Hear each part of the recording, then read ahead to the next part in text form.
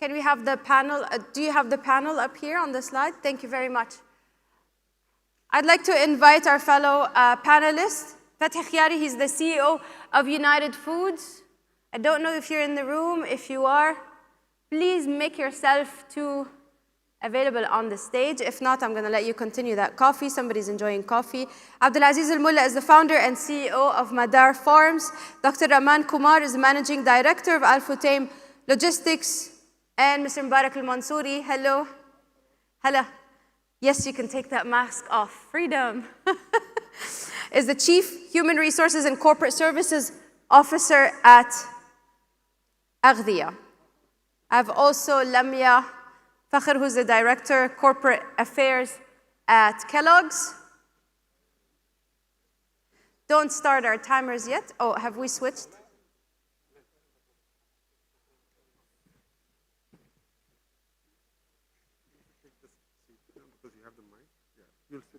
Yes, okay.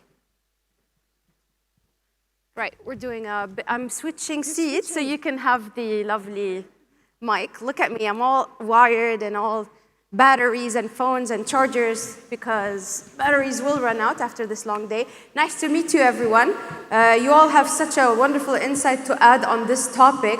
Before we start, basically we're going to focus on the challenges that continue in this industry post the pandemic and the pressure mostly the F&B manufacturers are still under. There's different kinds of pressure that you are experiencing as you strive to stabilize the industry. This unprecedented new reality, if I can describe it as so, is affecting every layer of the industry, from workforce to logistics to supply chain, and of course the consumer, who's at the essence and the core of your business. Some quick facts and figures that I managed to gather, interestingly enough, that the online F&B sales in United Arab Emirates reached over $400 million in 2020 during the pandemic.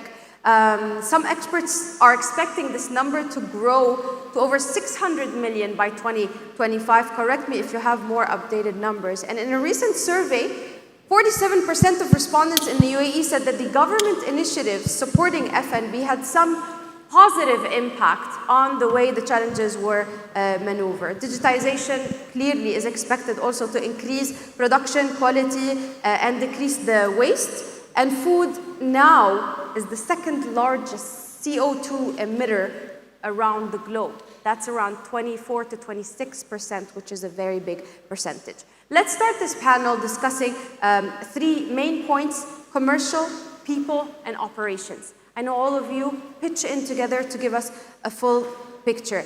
Fatih, if I can start with you on the logistics. You all suffer from the complications and the challenges within logistics and the supply chain. What can you tell us from your point of view? Where does the challenge of supply chain and logistics stand now, today? Assalamu alaikum, thank you. Salam. We suffered, that's not correct. We are suffering a lot, still, from at different levels of the supply chain. From finding ingredients, finding commodities to buy, being able to pay them, and assuring the supply up to our warehouses. At the first level, production today of many commodities, and in our case, we are talking about edible oils, whether it is palm oil or sunflower, whatever. At the level of production, there are still many bottlenecks. I can give an example when it comes by sentence to the palm oil that is very important in the food and chemical industry. Can I ask you to get a little bit closer to the mic? Yes, maybe it's my hearing. Yes. When it comes to the palm oil by sentence, still in Malaysia, Indonesia, many plantations are under lockdown. So production went down. It is difficult to obtain. It means we are being asked much higher prices than before. Much higher, I'm saying, more than 100% increase in the prices. So it makes it very difficult for us to supply our consumers with the same products they used to, etc., at the same price. It's very difficult. And third, when it comes to transportation, we have also different types of bottlenecks, and it is really difficult to find containers today, and the price surge is absolutely incredible. Just last week, we are quite a big exporter of acyl to Europe, and last week, the sentence, while a year and a half ago we were paying $1,000 for a container to ship to Europe, today it is $8,500. Oof, 8 times more, that's... So, when you say we suffered, no, we still suffer. Continue, yes. But our industry is a fantastic industry. So let me take that to Madar Farms. I mean, you have I'm not sure how similar is your challenge when it comes to logistics. I'd love your input on what we just heard. Sure, absolutely. So the biggest thing for us, actually, for us it's been an opportunity. So at Madar Farms, we're focused on local production. And one of our value propositions is the fact that we can grow locally and that we can actually have it delivered in the same day in terms of our harvest. So actually, when we take out that logistics cost, our value proposition has become so much more powerful post-pandemic.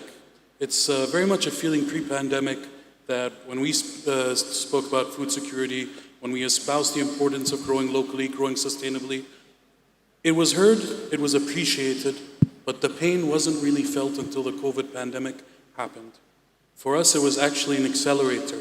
It was a catalyst that allowed people to focus on food safety. We are a HACCP certified hazard analysis and critical control points farm. People didn't concern themselves about food safety before. Suddenly that became a valuable proposition. Food access and sustainability and continuous access to food. When we can actually predict and produce 24/7, 365 days of the year, regardless of the external circumstances, that supply chain volatility that we're taking out for retailers and distributors, our value proposition became more powerful again. And finally, from a public policy point of view, there was that focus on the food crisis, the high importation of food. You mentioned the CO2 emissions, but agriculture, even here, is responsible for more than 80% of water use. Yeah. And that's a global issue. Yeah.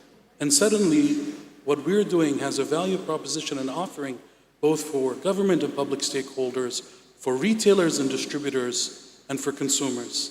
That magic trifecta, that's when we start to see behavioral and customer change. So I think while it has posed challenges across the board, it also highlights opportunities in terms of new technologies and what the nexus of that can promise for us, especially here in the UAE and the wider region. I know there's a lot of focus on local products. We discussed that. The challenges will continue. I'd like to get a little bit more focus on the biggest assets in some of these, or most of the manufacturers, and they always tell us it's the people. It's our credit, it's our team, because without them we can't get anywhere. So I'd like Mr. Mansouri to ask you, how have you, within your company, managed to pivot or change, do that shift into the new reality to maintain also your main asset, which is the people? Thank you so much. I'm really delighted to be part of this great conferences. It's an important subject when it comes to the people. If you look before the session, I was looking to the video here. It has an أغذية where it has late Sheikh Zayed, Allah yarhamah. Sheikh Zayed is a founder. Is a founder of أغذية Group today. If you look in the 70s, he opened the Grand Mill, which is the feed and flour mill, and also an Al-Ain factory on those days. But the great things on Aghdiyah, we've been investing a lot on a people, for such challenges that we've been through, earlier, and even about of the pandemic point of view. So when the pandemic started, we really focus on the engagement, which I really appreciate the leadership that we have within the group, where we have a lot of engagements. We have a lot of communications with these frontliner that really help us to deliver. Because our focus was there for them is from the accommodations of these people, our people, to make sure that how they really deliver to the shelf. So because that will impact onto the product safety and safety product at the end of the day. At the end of the day, it's an engagement. We really played a big role in the engagement of our people, and we keep communicating with them, and in order to carry all the critical issues that we come up with. But the only thing that we really look for, it's the safety of our people, and the way that we really engaging them, how we can help and support at the end the community. So I know, Lamia, you have a lot to say on the topic of people when we discussed earlier on. So I'm going to come to you. But real quick, I want to ask you, Dr. Rahman, because you also have your perspective on the challenges and the new reality. Can you tell us a little bit from your point of view how it affected your supply chain so that I can go back to the people with Lamia? Good. Thank you, Jesse. Thank you to Future Food for the opportunity to give it to AFL to present here. Yes, 24th March was a challenging day, but everyone were at their home and waiting for the food, whereas from Al Futtaim Logistics, we were on the road.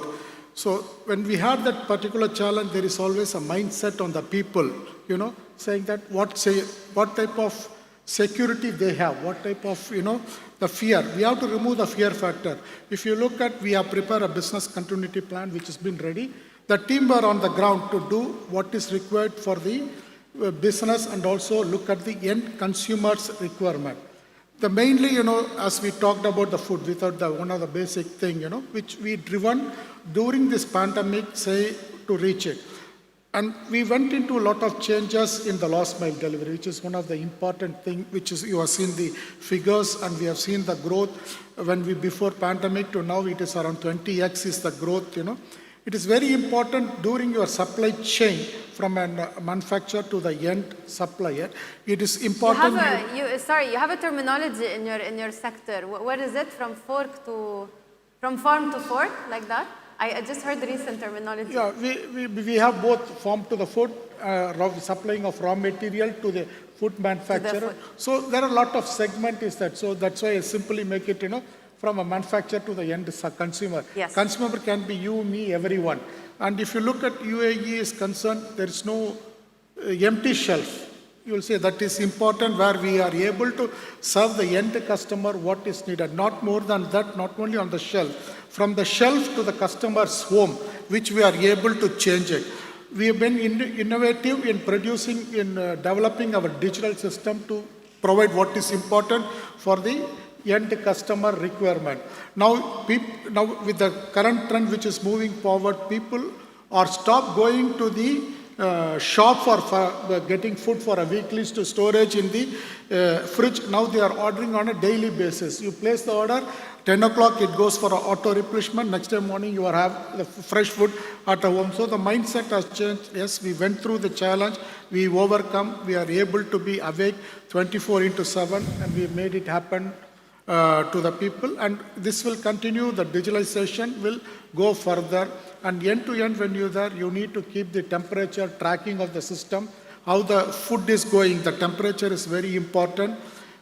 Through the food supply chain, some of the item can be -18, some can be +24. It is very important to maintain that particular temperature system. Sorry, I've taken more time. Thank you. I don't know. This is saying we have 50 seconds. That cannot be true. I'm going to try and mitigate that challenge that I'm in the midst of right now as we are on the stage and go to Lamia in the meantime so you can buy me a little bit of time and tell me how you have maybe used digital tools to keep your team resilient, far from the fear factor that Dr. Rahman has mentioned, and productive in such a time of uncertainty. Yeah, well, I think before we go into this, I'd like to take a moment and see, when you talk about supply chain challenges, people jump into the logistics part. But I'd also try to take it back to the people part. And these are the frontliners. Those are the people who, from day one, after the outbreak of the pandemic, still went to work every day. We're still on the lines, making sure that they manufacture the food that people need. with their leadership teams on the ground and not knowing what are they bringing back home to their families. So that's something that we appreciate and we'll have to continue to appreciate and make sure that in every step we take care of their health, we take care of their safety, and we make it as a priority. So that was one challenge from a people perspective for us. And we have done everything to be able to do that, whether it is to secure and facilitate their transportation. There were lockdowns and there were every challenge to take them from home to the plants and backwards. And then you have the care packs. How can you take care of them? How can you make even their families feel appreciated and protected? So these are things that you've done to your frontline heroes.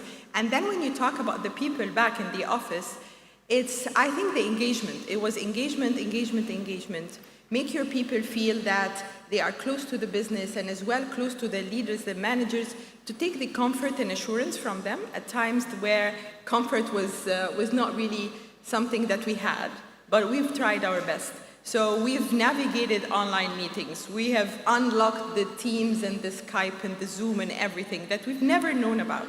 We had the classic town hall setups with so many chairs and stages and mics, but all of a sudden you had to talk to your people through a screen. So how can we do that? How can we be resilient enough to still engage and make them feel appreciated through these screens? I think it was very important. The emotional and the well-being of the people was equally important to the physical one. And continues to be. Exactly, because I think people somehow underestimated the impact of this on the emotional and the mental well-being of people. We've jumped into the conclusion that remote working is working well just because the operations are going. But what's happening to our people, I think this is the aftermath that we will figure out. So striking the right balance between this and that is very important. And getting the lessons learned. And as we talked, I think today it gives us a lot of flexibilities when you come to recruit and export talents. The big question that you had in most of the interviews were, how ready are you to relocate? How mobile are you?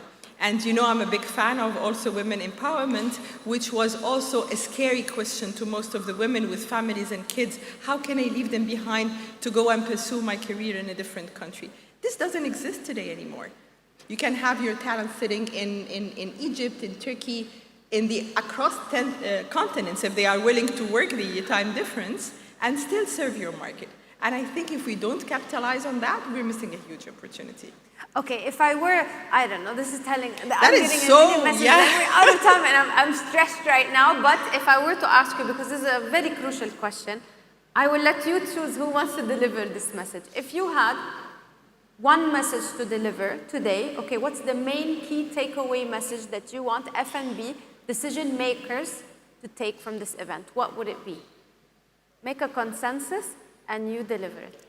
See, I'm giving you freedom. Okay. Go ahead. Because during the pandemic, there is a lot of focus from a lot of stakeholders.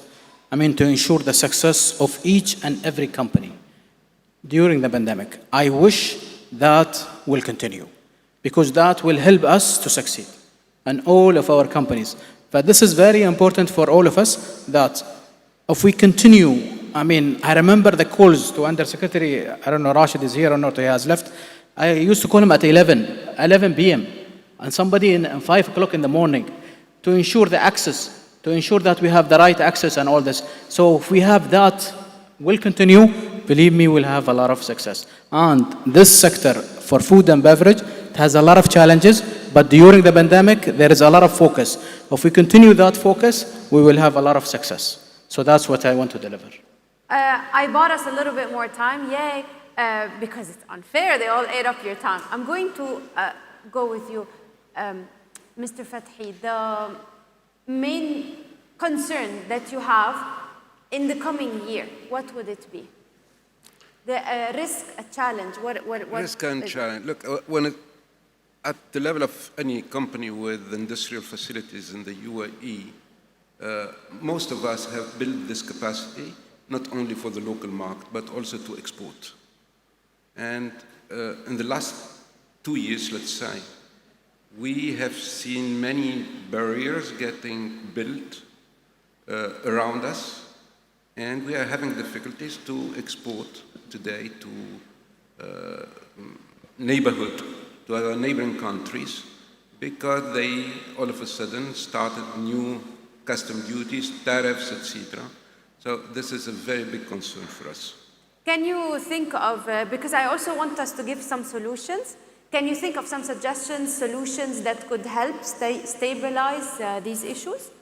Well, one of the solutions, in my sense, is the reciprocity. By sentence, take a country like, I say, Turkey.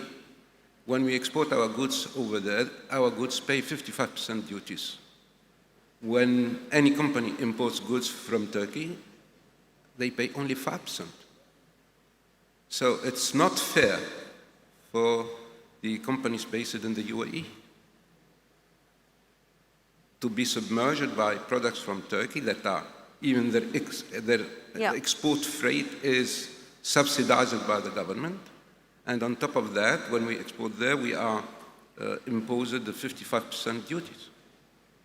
So you're looking for reciprocity, which would be a good idea. I keep buying us time. I'm going to squeeze all my questions. I will do it. If I were to ask you what is the one major change that has happened in your industry because of COVID, what would it be, and what is the main lesson learned?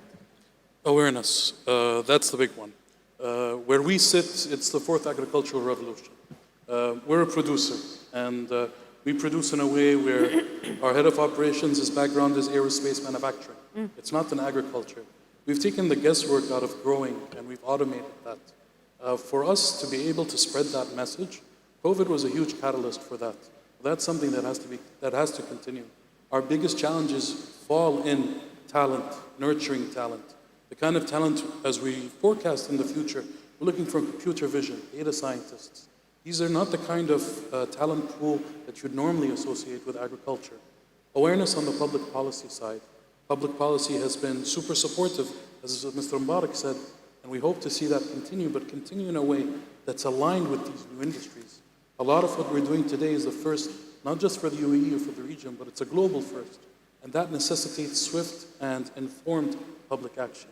And finally, I think on the retailer and distributor side, they only change when consumer behavior changes. Consumer behavior changes only happens when they become more aware, when they become more educated, and when they start to demand change.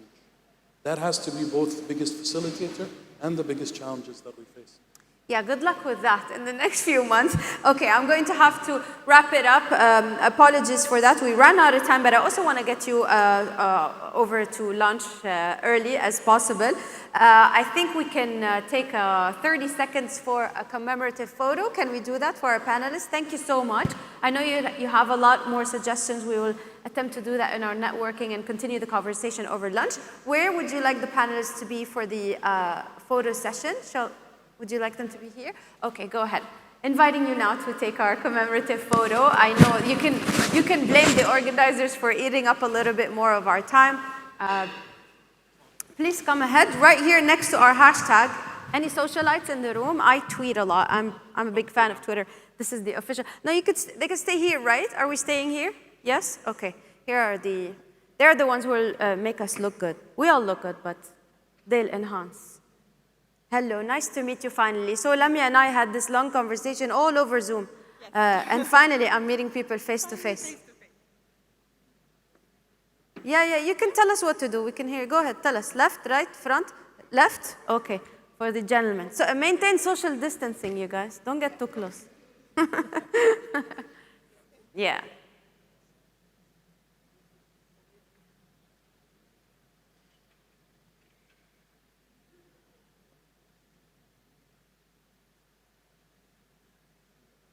Never stood in front of almost 100 people to take a photograph. Welcome to my life. He's complaining, huh? All right, nice to meet all of you. One more? Okay, this is like a Guna Film Festival now.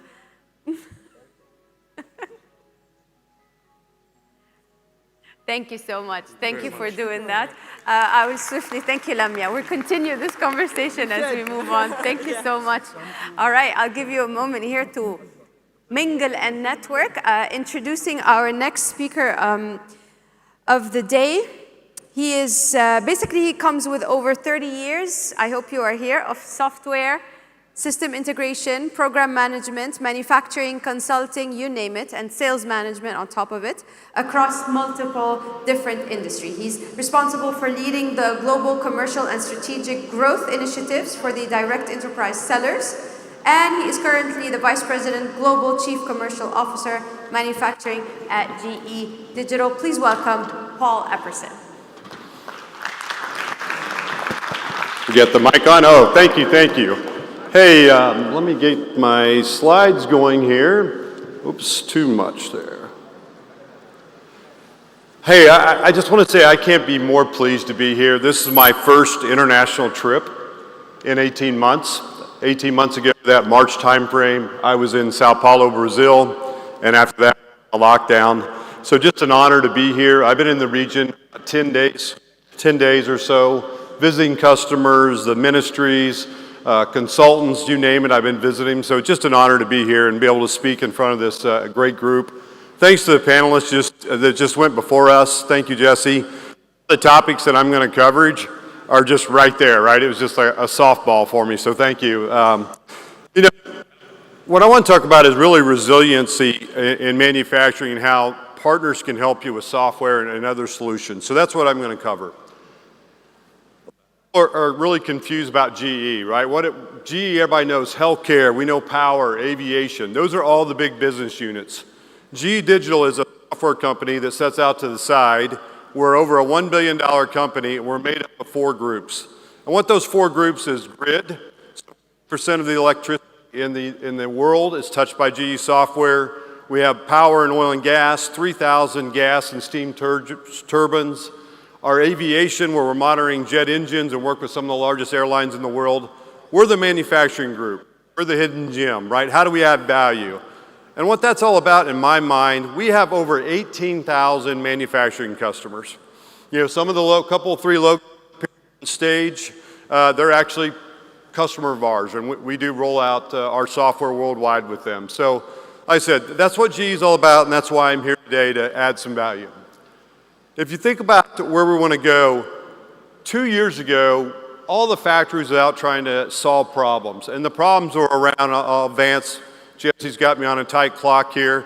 We're out there solving problems 2 years ago around agile. Can you do changeovers quickly? You think about the panel talking about the brand, the consumers, they want it now, online ordering, get me my product as fast as possible, customization. So manufacturers had to be agile, right? There was things with workers, empowering the workers so they're smarter, they can react quicker. If you think about equipment efficiency, you know, everything I've heard, could you imagine getting that call and saying, do we have enough food? Yeah, if you want to realize what you do every day and how you make a difference, just think of the power of that, right? That was just a humbling for me, knowing that GE, with our software, we can help manufacturers.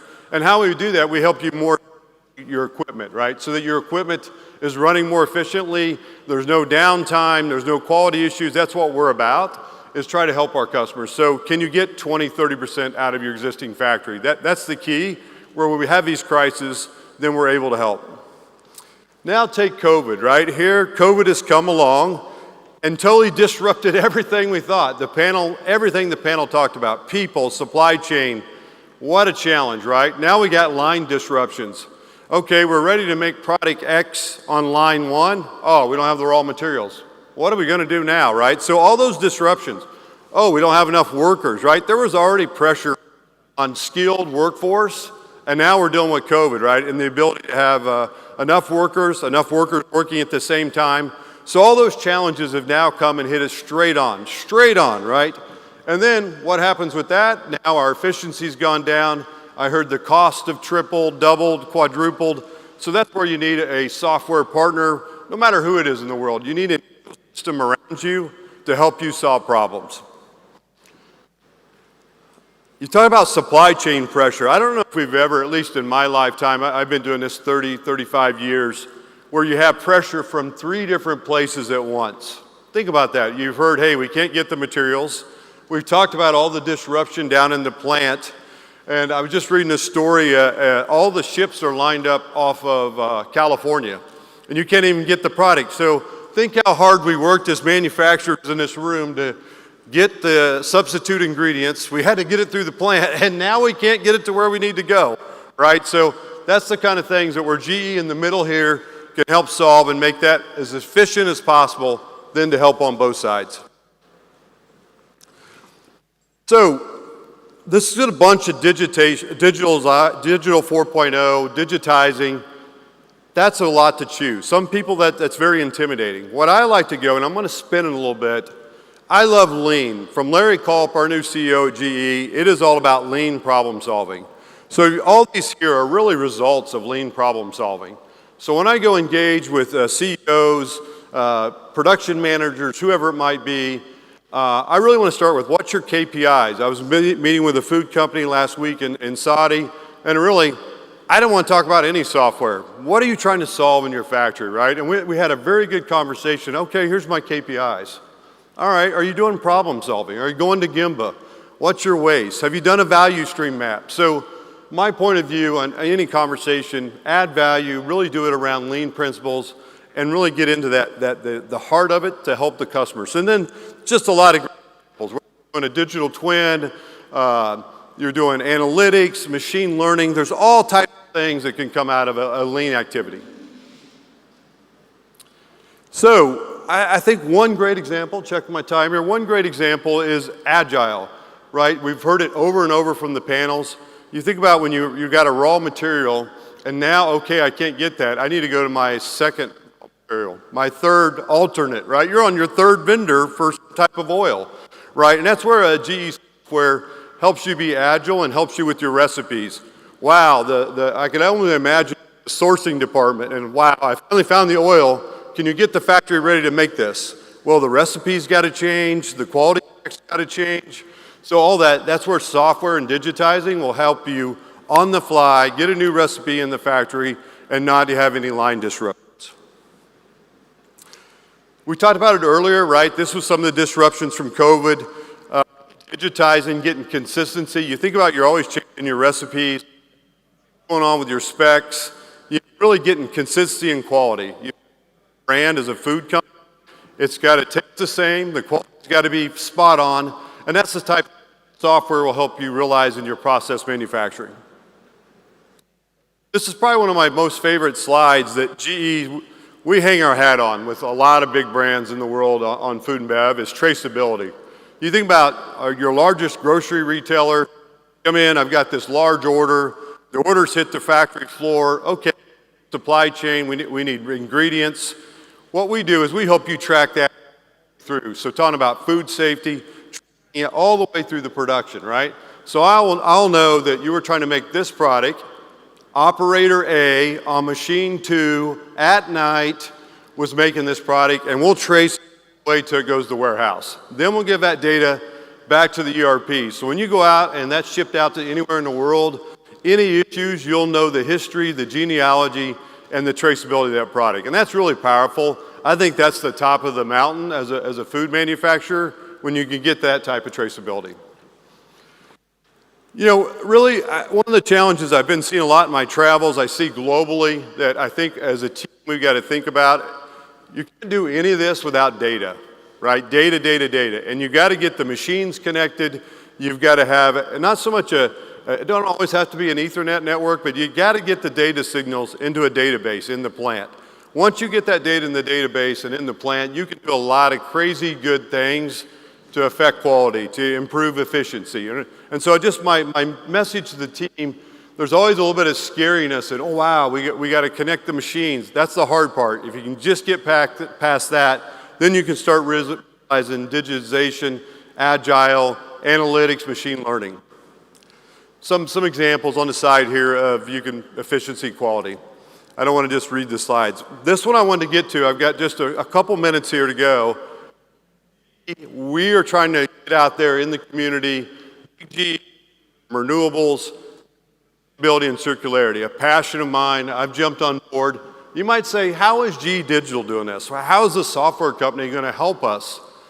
We've done over 100 voice of the customers interviews this year, and we're really teaming up with an ecosystem. And you might think, and I'll give you something to ponder, let's say you have a quality and you're working on a food line and you've had a quality and now you've got to reject that material. that actually just impacted your sustainability KPI because you wasted power, energy, and resources on something that maybe you can't recycle. Even if you can recycle it, all that energy and raw materials you just put in there. So what we're finding, the software we measure and stuff like that, you can actually marry the two initiatives together. How are you digitizing your plant? But oh, by the way, every time you have a quality recheck, let's go over and debit our sustainability KPI because they are related. And that's what our voice of customers really told us. So I just wanted to let you know, hey, we're there.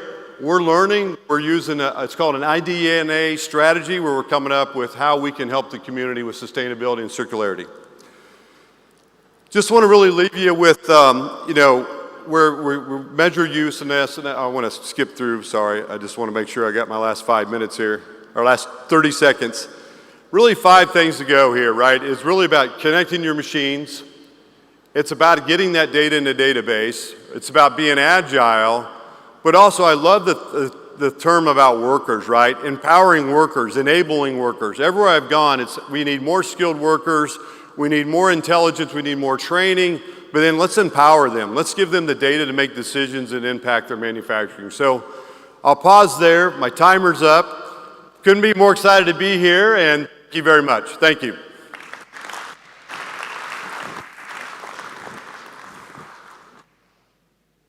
Thank you so much, Paul. Thank you for sparing me the awkwardness of having to cut off as well. Our next speaker, I'm going to attempt to pronounce it correctly.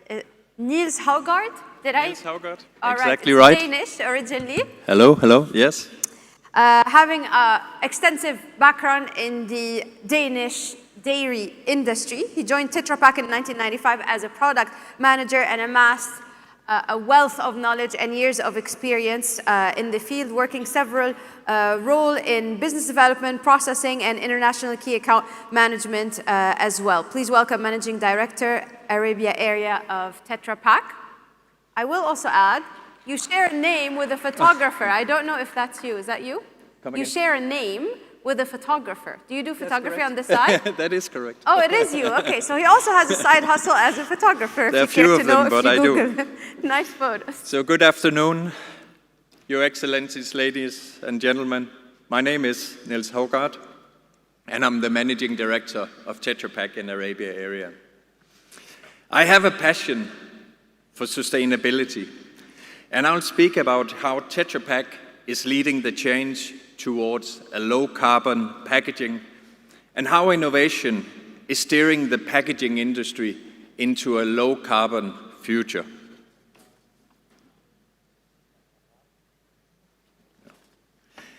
Sustainability has long been at the heart of our business strategy and operations. Our vision, we commit to making food safe and available everywhere, is an aspirational goal that drives our organization, giving a shared and unified ambition. It's embodied in our brand promise, protect what's good, which is brought to life by protecting food, protecting people, and protecting the planet. We believe that delivering a sustainable business means addressing all of these areas across the entire value chain. We have set out long-term goals as a business to achieve net zero greenhouse gas emissions by 2030, along with a 90% recycling target in Europe. We have an ambition, like the UAE, to go net zero across the entire value chain by 2050. But we also have short-term targets to allow for external measurements. And just to mention a few, we rely on a platform of certification standards such as the Forest Stewardship Council to validate that our paperboard in our packages is coming from sustainably managed forests. Bonsucro that validates plant-based polyethylene, and the Aluminium Stewardship Initiative standard that helps us to make sure that all criteria and provisions for protecting protecting biodiversity is in place. We are proud to say that we are the first company in the food packaging industry to have our climate impact reduction targets approved by the Science Based Target Initiative, and that by 2020 we became the only packaging company to be included in the CDP Leadership Board for 5 years in a row, scoring an outstanding AA for climate and for forest management. For us, it's all about taking action, and our brand promise motivates us every day to continue to make rapid progress on sustainability that began for us many years back, working with our 2 pillars of sustainability and food safety. Now, today, our current Tetra Pak carton is already 70% paperboard, and thus it's renewable. So it's already a great choice for a climate option as a packaging. And of all beverage cartons that we produce in the world, 49 billion of those are already recycled today with joint action, meaning that we reach 49% already in the EU, and that's a huge inspiration for us here in Arabia. Imagine 49%. We do rely on plastic, which is 25% of our packages, and 5% is aluminum, which ensures food safety and protection while it's minimizing food waste. But this also makes us part of the problem. And our innovation program is heavily moving into 100% renewable and recyclable at lower cost package. Our intent is to reduce the plastic and the aluminum to replace fossil plastic with plant-based and recycled ones. So as you can see, there's a lot to do. We believe we have a duty to help building a more sustainable planet, but the entire packaging industry has a role to play addressing global sustainability challenges. By 2050, the population of the world is going to be 9.1 billion people, which will set high requirements for food security. A package helps keeping food safe, nutritious, and available, and a high-performance packaging will continue to play a critical role even in tomorrow's food delivery system. Did you actually know that 68% of consumers buy environmentally sound packaging to preserve the environment for future generations? So they make choices. Research shows us that. And 26% of the consumers claim to frequently purchase a product with environmentally sound packaging. In fact, today's consumers want to minimize the environmental impact of their purchases, and the majority, some 65% across the globe, support a green recovery on the back of COVID. So they had COVID on their mind for some years, but now the first thing on their mind is green recovery. So if you're striving for ways to be better than before, it's important as a business that you're also looking into sustainable packaging. The responsibility is with all of us. But packaging is also, as you see, a part of the problem. And we know that there are areas we need to address. We just heard it, the global food system includes farming, processing and distribution, and that accounts for 26% of all greenhouse gas emissions. So we have a problem. Whilst many focus on recycling as the sole problem with packaging, we actually need to take a more circular view and also look at renewable and recycled materials. Climate action is increasingly becoming consumer action. And so, to protect the planet, we believe that future food packaging should minimize the use of materials with a reduced impact on nature.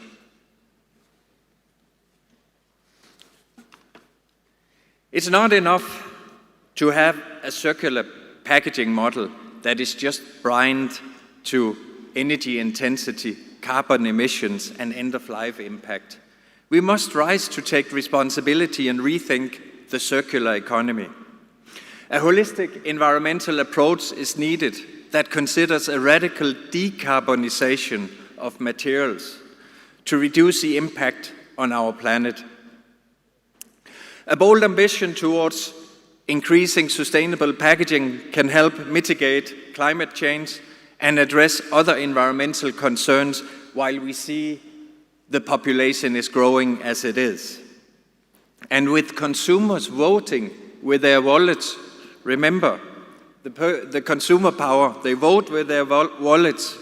This incentivizes food industry to gain competitiveness through traceability and sustainability proof points, such as low carbon packaging. Remember. As a result, both food manufacturers and retailers are increasingly using paper-based alternatives in their carton portfolio.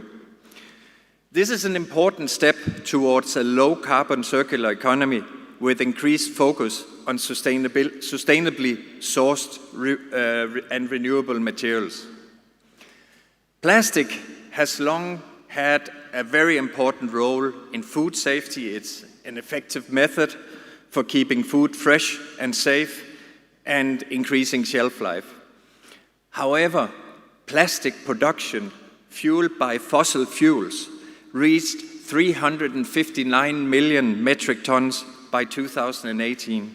So despite its protective attributes, plastic depletes natural resources and contributes to greenhouse gas emission, affecting the climate change.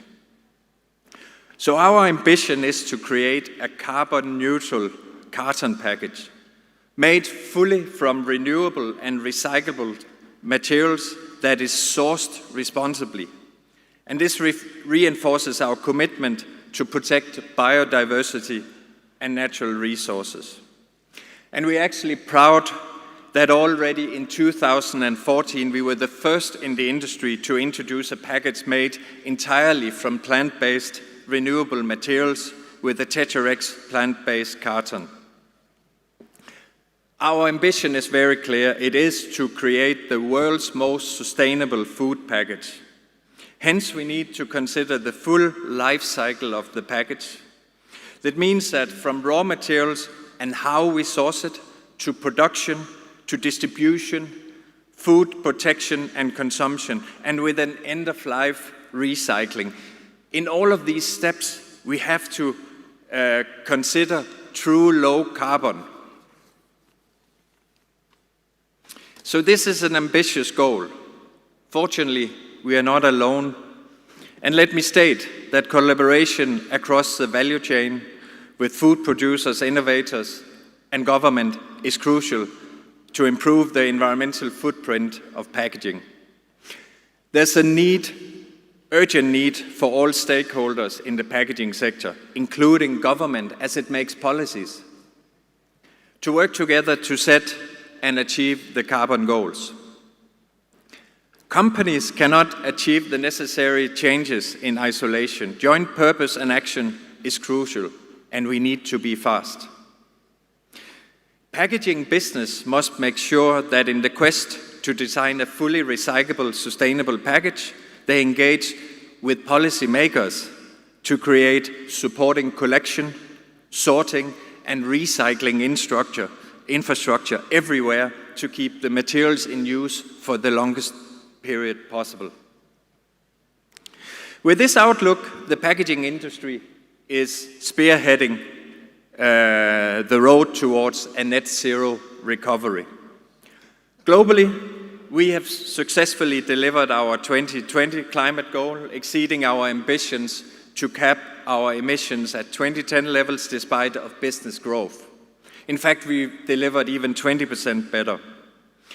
We'll continue our journey to develop the world's most sustainable food packaging by minimizing the use of materials and reduce its impact on nature, securing carbon-neutral production and distribution, continue to be determined in our commitment to protect food, developing a fully recyclable package with the appropriate waste management system in place.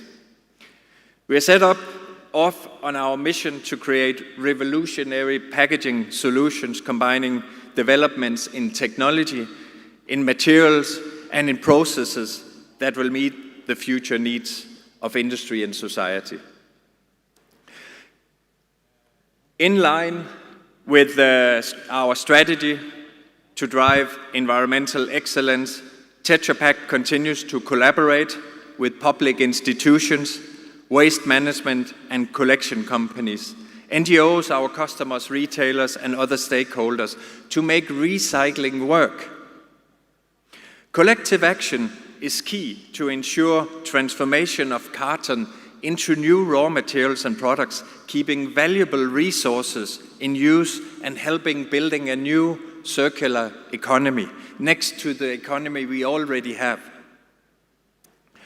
Locally, here in Arabia, we are happy to work together with ministries, NGOs, and great partners, such as OPI, a Riyadh-based paper mill where Tetra Pak has co-invested in a line to recycle used beverage cartons, turning them into valuable raw materials for new carton-based products like tissue boxes, etc. And with Saudi Top Plastic Factory, a leading plastic recycling plant in the region, Tetra Pak has invested in a line to recycle polyethylene and aluminium polymers into what's called polyol that can be extruded into new products such as transport pallets, etc.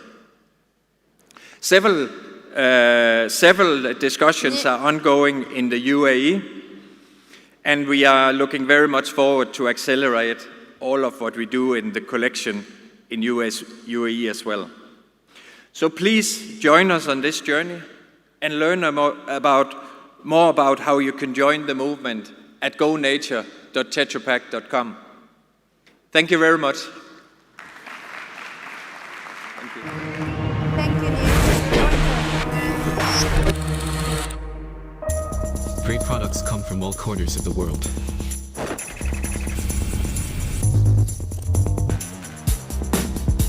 We go out of our way to find the best materials, flavors, and designs.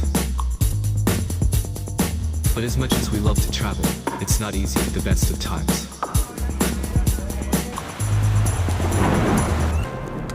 And as circumstances change, we need to adapt. So instead of traveling the world, why not meet halfway? Dubai Global Connect is a wholesale market that brings together buyers and sellers with great goods from all over the world, all year round in one central location for safe and easy trade.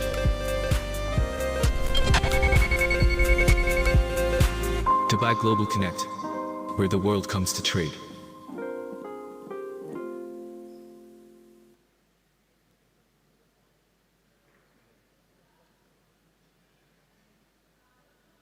No, you're eager to start your session. Priya, please welcome Priya Sarma Mathur. She's the Senior Sustainability Head for MENA, Russia, Ukraine, Belarus, and Turkey at Unilever, and she's going to take you on to her next panel with the group of her experts. I don't see you, Priya. Where are you? Here she is. Welcome. It's all yours, and you'll get your timer, and you get your full 40 minutes. This is royal treatment. Everybody else got chopped off. You're welcome. Thank you. Nice to meet you. Thank you. And good afternoon, everyone. I've already been introduced, but I'm your moderator for the next panel, where we are actually going to be discussing if a reduction in packaging actually helps to reduce waste. Yeah? My expertise is essentially corporate affairs and sustainability that I lead for the larger region with Unilever. We're very committed to sustainability as a company, and I hope as a moderator I'm going to do justice to the 4 panelists that we have here today. So these are very experienced individuals who have a wide range of expertise, not just in packaging, but it spans finance, supply chain, and regulatory. But before I introduce you to them, I'm actually going to flip this format a bit. And I'm going to start with all of you because I think I am standing between you and your lunch, so I just want to ensure that I'm engaging you before we actually start the session. So I'm going to ask you 2 questions, yeah? They're not a trick question, just put up your hand if you agree with the statement I'm going to put up. So do you actually believe that packaging causes waste? Just put up your hand, go with your gut instinct and tell me, do you agree or you don't agree? I'm not seeing enough hands. Okay, great. So my next statement is, do you believe packaging can actually help reduce waste? Okay, kind of seems like a balanced view in the room, so I'm going to say that yes. Like I said, it wasn't a trick question, and packaging actually does both. It helps reduce waste in terms of especially the food and beverage industry, given the value that it brings in through the long logistic chain, and also of the value that it derives given the inputs, raw material inputs that go into its production. But it is also a great source of waste currently. As consumers, we tend to use it. The minute we finish using our product, it's a one-time use. We dispose of the packaging, which then goes on to fill landfills, clog our waterways, and pollute our oceans. And it's probably the most visible sign of environmental pollution that we're seeing today. Yeah? So, in light of this discussion, I'd now like to invite my panelists, and I hope they're all here. I'd like to start with Radwa Medhat. She is the Quality and Regulatory Affairs Manager for Kellogg's. Radwa, I hope you're here. Great, there she is.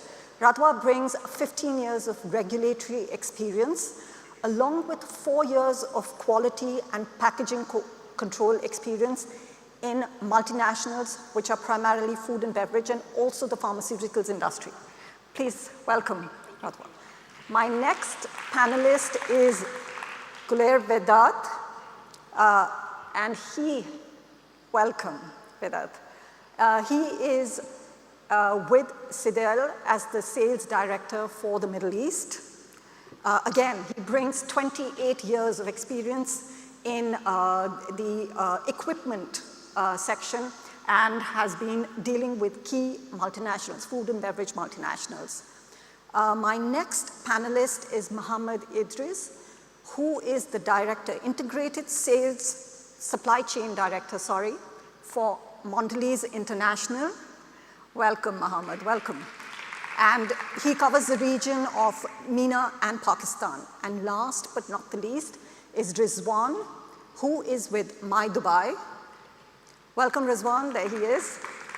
Rizwan is the finance director at My Dubai. Like I said, we've got a really great panel out here covering all the functions, yeah? And Rizwan actually brings over 2 decades of experience. Prior to this role, he was actually at Emirates Refreshments, managing supply chain, procurement, and finance, yeah? So let's start. Good afternoon, everyone. Good afternoon. Mohammed, I'm going to actually first start with you, yeah? Packaging, yeah? Packaging waste is really the biggest environmental concern today, yeah? And tapping into your supply chain experience, tell me, can we just remove packaging from food? Well, we certainly cannot remove packaging from food. I think the first big functional role it plays, and looking at it from the consumer point of view, it delivers food at the consumer's hands in a hygienic manner, in a safe manner. So food safety plays a very big role here. Then on an overall supply chain, as I think you were also mentioning at the beginning, And as Niles also covered, you know, from that moment that it is produced all the way to the consumer and the time it spends in the pantry, it is required to make sure that the food is delivered in a hygienic manner, in a safe manner. It preserves the taste of the food, it preserves the quality for which the consumers buy it, and basically it plays a very big functional role in delivering the same experience, eat experience that the consumers are looking for. So, I mean, definitely it cannot be eliminated as such. However, of course, it can be reduced. We can reduce the impact it has in terms of making it recyclable. Yeah. So, for example, you know, our company has pledged that by 2025, all of our packaging will be recyclable. So, similarly, you know, you can look at reuse, you can look at reduce, and I think all of these things, you know, help in reducing the impact. So it cannot be eliminated, but definitely we can reduce the impact. Excellent, excellent. Because it's exactly like you were mentioning, the 3 R's, you know, reduce, reuse, recycle. And it's probably in line with that agenda that earlier this year, that's in January, the UAE cabinet approved the circular economy policy for the UAE. And the objective is not just to address environmental concerns, but it is also to drive the economic growth. You know, because circularity, implementation of circularity does is it drives an increased level of competitiveness, increased innovation within the industry, because you've got to think differently. How do you redesign? How do you renovate what you have, you know, in terms of existing packaging?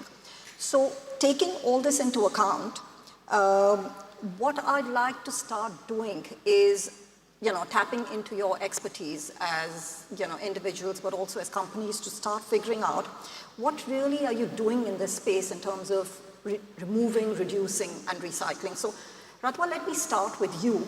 And if you can tell me, what has Kellogg's done in the space of removing packaging? Yeah. Thanks, Priya, for the question, and good afternoon, everyone. So basically, there is an increased focus on packaging sustainability goals, and we have heard it multiple times in the morning sessions where Her Excellency Ms. Miriam Al-Mehiri has mentioned it, and a lot of presenters of the morning sessions. At Kellogg's, we do have a global Better Days commitment where we are creating better days for 3 billion people until 2030, addressing different issues on well-being, food security, and climate resiliency. And this is where the packaging sustainability also lies, and with even tighter timelines until 2025. If we look back into the Kellogg's founder in 1906, he had actually a well-being visionary.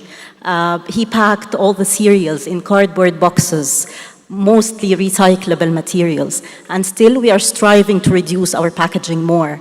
So over the last 2 years, we have eliminated around 17% of our packaging material through making our cardboard thinner, and we have reduced packaging material equivalent amount to producing 9 million bag-in-boxes per year.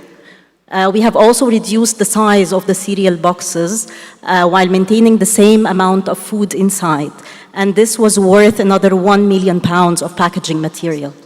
Going also beyond those regular initiatives, we have also created new business models through shipping in reusable bins from the manufacturing sites into the target destination. So we are striving to reduce the packaging, and we are also hard on work testing and speaking out loud. We are also piloting new initiatives in order to achieve on the packaging sustainability goal. Thank you. I love the examples, because you're talking not just about a reduction or removal, but you're talking about the economic opportunities that efficiencies generate. So that's brilliant. Rizwan, coming to you. You're with By the By, which is local, a great local company. Yeah, I mean, there's a big difference between a Kellogg's, which is a global company, and, My Dubai. What are you doing in the space? If we talk about the packaging reduction part of it, let us say My Dubai is just a newborn baby, 7-year-old company, started from scratch, and today we are standing in a very strong number 2 position in UAE market. So if you look at last 7 years, if you look at your PET bottle sizes, we have done a reduction of almost 20 to 25% on the PET bottle weight. So it all goes on the value engineering, but we have to be very careful because your brand is linked with your quality and service, right?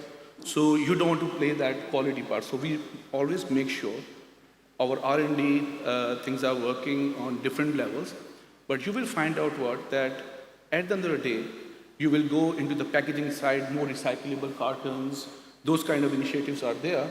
So we have all those activities are running right now. So wherever we can improve the packaging, we do that. Because My Dubai has the vision and mission is about the sustainability, and we just want to make sure that we adhere to that.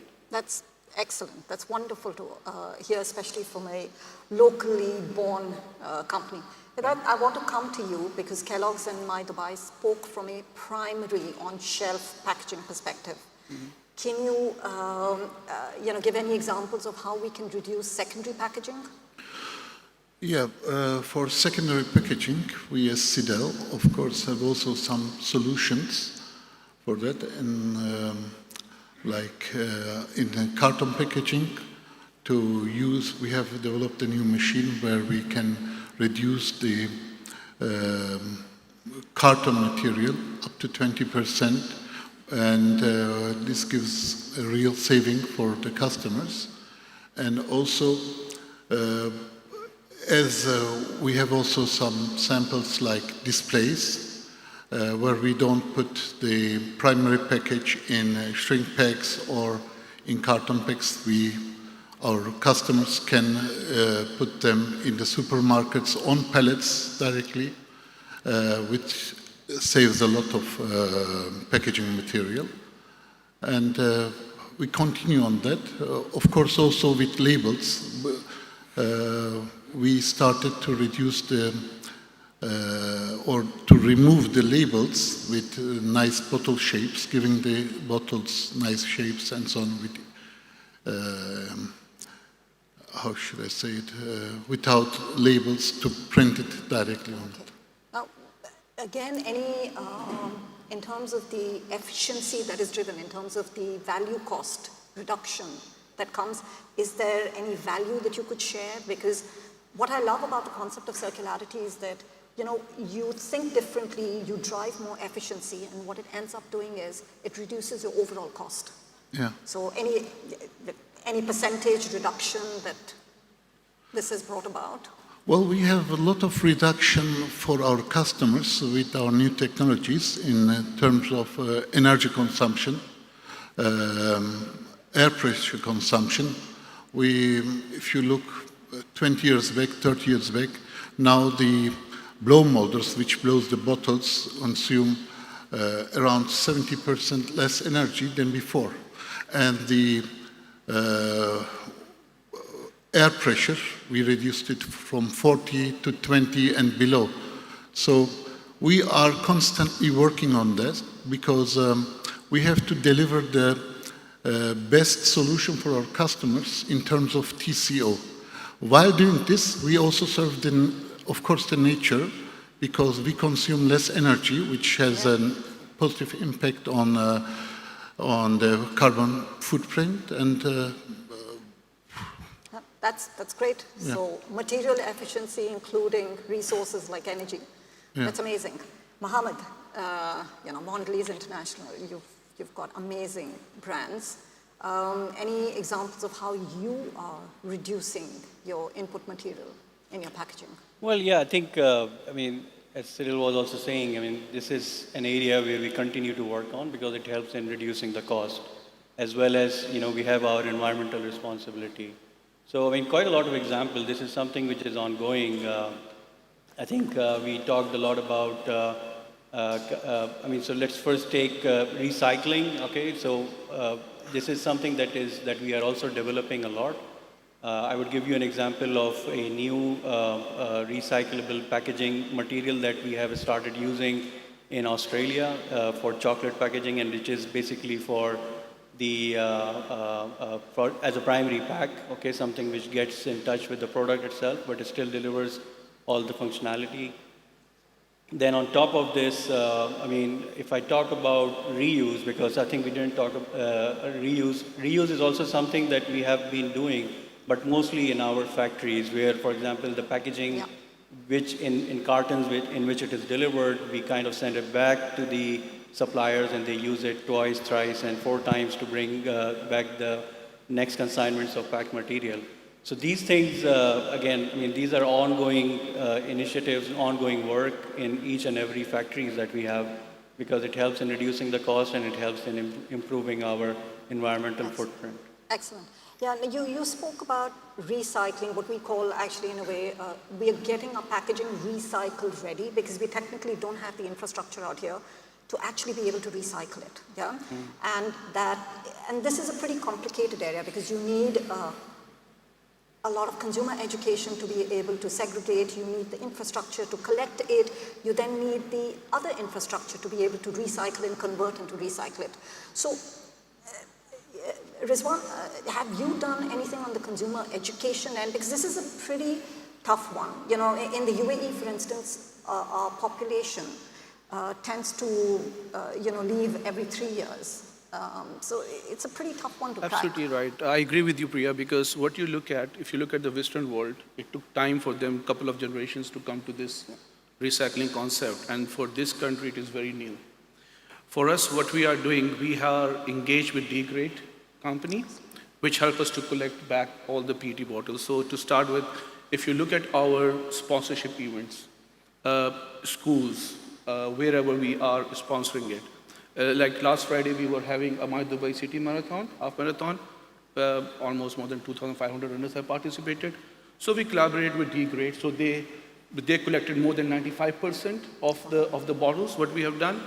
So then on the top of that, what we are doing on the consumer education part, which we have started 6 months back, we are going more than 200 schools around UAE, trying to educate kids, children in the school, talking to them about the sustainability, about the recycling, and the impact on the environment, because that's the future. Yes.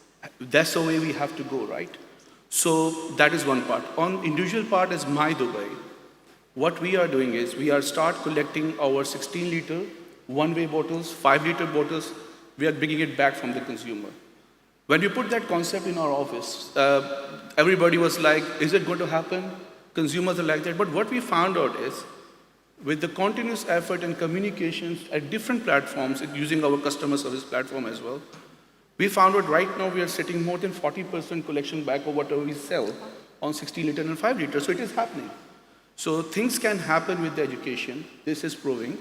This part of the world, I think the adoptability will be quick, not as the other part of the world, because people are well aware what is happening right now. And last but not the least, what we do is also we do some initiatives with Dubai municipality, like beach cleanups and all that. That is also, and again, with all those activities, we are linked with D-Grade. And what we do with this plastic? This mask, what you're seeing it here, is 100% from our PET bottle. We do uniforms for our staff, our sales people, from our recycling material. So it's all about, even you're a small player, you can contribute if you want to. So this is in our DNA, I would say, in My Dubai, and this is how we are working right now on the recycling part. Excellent. So you've got to have the vision and the ambition, and it'll happen. Yeah. Kedat, I want to speak to you. You know, you are into the whole packaging area. So what is the kind of technology that you've actually introduced that will help the recycling efforts? Yeah. First of all, I'm proud to hear about our customer, which we delivered the latest line to them, that how much the effort is for the nature, to save the nature. Yeah. So we, not only we, the main players in the sector are very much dedicated to come up with the best solution for the industry, in terms, not only in terms of cost, but also to reduce the carbon footprint and wastage. Coming up with the recycling theme, which he mentioned, we put the PET material no more as waste, we use it as a new resource. So, and as you know, when you work with recycled material, the recycled PET brings also some cost. And our duty is to cover the cost with our technology. How we do that? We do it lightweighting. We reduce the bottle weight more than 50% the last 15 years. We developed new type of bottles, like we got this year the World Packaging Award for one of our products, which is called Aya. It's a V-shaped bottle, very lightweight, with a special cap, and you can put it in a carton box without any lost space, so very few material. Then what we also offered to our customers is our styron stretch packer. Normally we pack in shrink packs, but if you use a stretch pack to pack your bottles, you don't need the energy, the heat energy, which you need for shrink pack. So you reduce your energy consumption 90%, and you reduce your plastic wastage 50%, which is a big thing, really big thing. And we have a big department, research and development, for this recyclability. So it's open to all of our customers who want to go with recycled PET, because this is the future. We have to save our future for the next generations.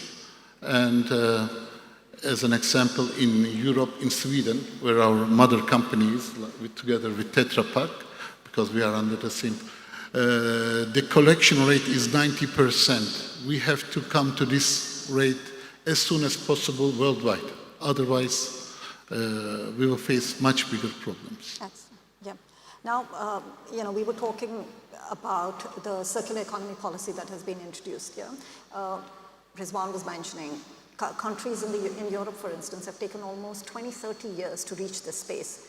I want to quickly just discuss with each of you, what are the challenges that you see from a food and beverage industry perspective to actually implement local circularity? So, Mohammed, starting with you, what do you think is the first big challenge? I think we talked in the previous session as well about consumer education and making sure that the consumers are also part of this whole circular economy. I mean, otherwise the circle is not complete. So definitely the consumer awareness, and as as my friend here also talked about the consumer awareness campaign that they did, I think as companies we need to spend some efforts in that area, and basically without the consumers being aware, without the consumers participating in it, I think this would not fly. So definitely this is one area that we need to work as an industry to create awareness and to educate consumers on. Educate, incentivize them to actually recycle, I think. Ratwa, I'm going to skip to you, because I think we need the necessary regulatory framework to really make this happen, right? In the absence of that, it cannot just be done by a few companies on a voluntary basis, which is what I think is happening currently. But if we really need to drive that movement into, or momentum into a complete movement, what would be your asks from a regulatory perspective? Yeah, thanks Priya again for the question, and it's very true. Without having the right policy framework and the right regulation in place, we're not able to move with the circularity approach. I would like to start with a snapshot of the waste management landscape in the UAE. It was evaluated a few years back, and it was estimated to be around 800 million dirhams per year of business opportunity, which is a great one to catch. And in order to do so, we need actually to encourage manufacturers to use more recycled materials in their production. This could happen if there could be a government mandate to have a minimum or acceptable level of recycled materials allowed in their production. This will create an opportunity, it will also encourage investment, and it will create the domestic demand for the recycled materials. Another important thing is about harmonization of regulation, be it on the national level, but also on the regional one. So we need to consider the regulations that are in place, waste transport across cities, waste transport across GCC countries. So we need to have a look on that. My colleagues also talked about consumers. Probably we need to consider also waste segregation at source, and there should be also a government mandate for that. So the consumer should be able to segregate the waste. If we talk just briefly about the EPR, it was implemented in multiple countries, and I think that we need also to have an industry-led approach where the EPR is not only a tax to be paid, it should be a right scheme and the right process to help the circular economy. And I believe that UAE has started that already, very much on track, and we can also invite other GCC markets to be part of this. Excellent. Thank you. Now, for anybody who didn't hear the 800 million AED, actually that was based on a study that the industry had done with MOCA, and that's the valuation that we gave to actually the incremental value that will be generated to the UAE if circularity were implemented. So that's what really makes the concept of circular economy so wonderful. And there has been, you were talking about infrastructure, and it's brilliant that in July of this year, there is a new waste infrastructure law that has been introduced in the UAE. So based on what's been outlined out there in the next 10 years, we will have the necessary infrastructure to collect. So just in conclusion now, I'd like each of you, starting with Radwa, and we move this way, what is the one piece of advice to a company that you think is sitting on the fence, doesn't know what to do? If you could quickly, in a sentence, outline your advice to them. Yeah, I believe that everybody can start somewhere. Through having a critical look at their packaging material and try to put KPIs for their progress. They can start with a very small initiative, and then it can get bigger. I think that everyone, not only small players, also big players, they have to invite their suppliers, their customers to the table, because the industry cannot do it alone. We have to mobilize all the stakeholders within the value chain to be able to have the right process and the right infrastructure in place. Thank you. Vedat, yourself? Yeah, for me, it's really essential that the consumers got more aware about the environment. So, of course, all these sustainability things will have an economical effect also on all of our customers and also on us. We are doing our best to deliver the best solution, but if the consumers don't collect the packaging material and put it into the correct place to recycle later on, because the recycling process is very dependent on clean waste. If you put it and then it will be much more costly for us. By the way, I forgot something, why I have this bottle with me. In 2024, July, the European Union came up with a new strict rule about tethered caps. It means the caps will remain with the bottle, so you don't have any fear anymore that you dropped or lost your cap anymore. This is very good for collecting back also all the plastic material, and it also kind of gives the consumer more awareness about recycling.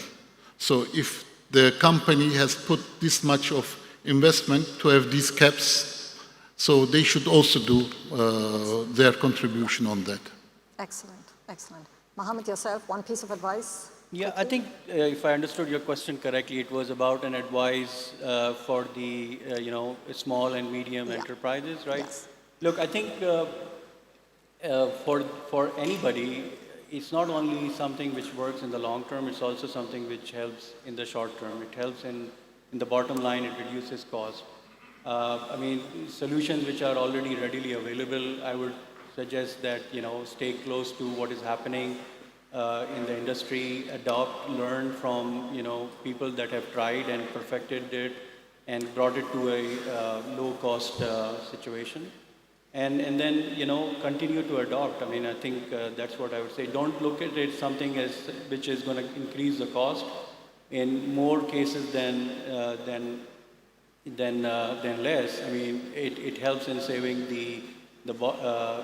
saving the cost. It helps in the bottom line, and then as the consumer awareness also builds up, and as consumers starts making choice, then they will also not be left behind with that.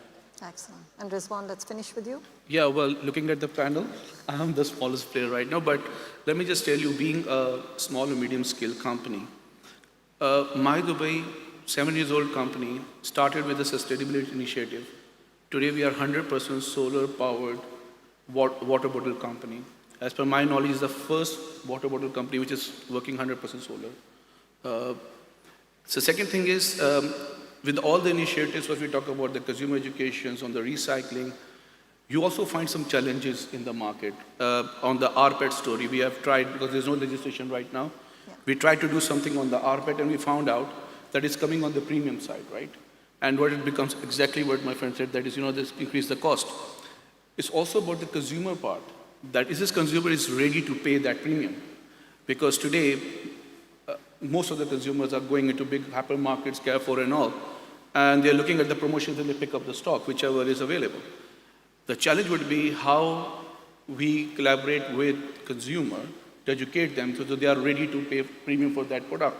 So definitely it's going to be aside from the business side, regulatory side, it is a combined effort needs to be done, I believe, and where we're looking at. And the other part is like on the recycling part, we have also, as My Dubai, we also look at the option of why don't we build a small recycling plant in UAE? In that perspective, when we start doing the feasibility, we found out that there is not enough waste plastic feedstock. Even you have the smallest size is that. So My Dubai, in case of My Dubai, they need to collect each and everything what we produce. And we found out, it's easy to collect from the schools and the events and all, but your major chunk is going to the home. And the collection points are not available. So how we do that? So I strongly believe, as a manufacturer of water, this efforts needs to continue. We need to do more. What we are doing is all about do more kind of stuff. And I strongly believe if more collaboration happens among the competitors, all the water industries sit together with regulatory and try to build up some kind of policy, regulatory around about sustainability, I think that would be a very major big step towards going towards that.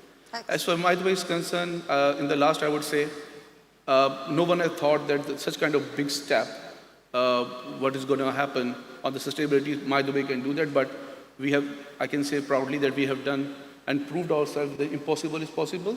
It's just exactly Dubai is all about, That's the slogan of the Dubai city as well. So I think as a wrap up for anybody, like I said, who's sitting on the fence, doesn't know where to start, like I think all the panelists have said, start small, work in collaboration. I think that's where the opportunities lie. Right. And we have to work collectively, I think. Mm-hmm. So over to you as the audience for any Q&A. You've got a lot of experts here who are ready to take your questions. If you have a question, it will be brilliant if you can actually highlight the person you'd like to point it to. Any questions?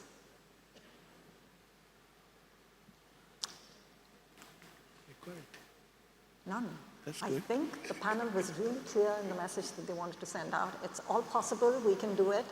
Thank you all of you for your collaboration and a wonderful time. Thank you so much. Really thank you for listening. Thank you very much.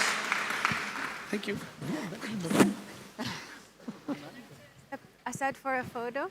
Thank you so much. Huh? You're the best. You got the most of us finished. We can stand here. Where's Radwa? Radwa. Okay. Thank you.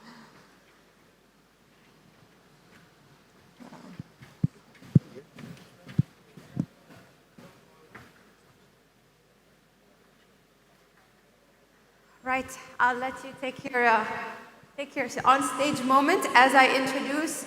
You see, I had to come in now plugged into my iPad because that's what happens when we consume energy all day. Luckily, we have power banks. Our next speaker brings over 20 years of experience with his company, Yokogawa. He's been a member of the management team in his company for the last 12 years and has accrued a very rich and various experience in quality, HRD, administration, and crisis management. We welcome Khalid Saleh, Executive VP of Yokogawa Middle East and Africa.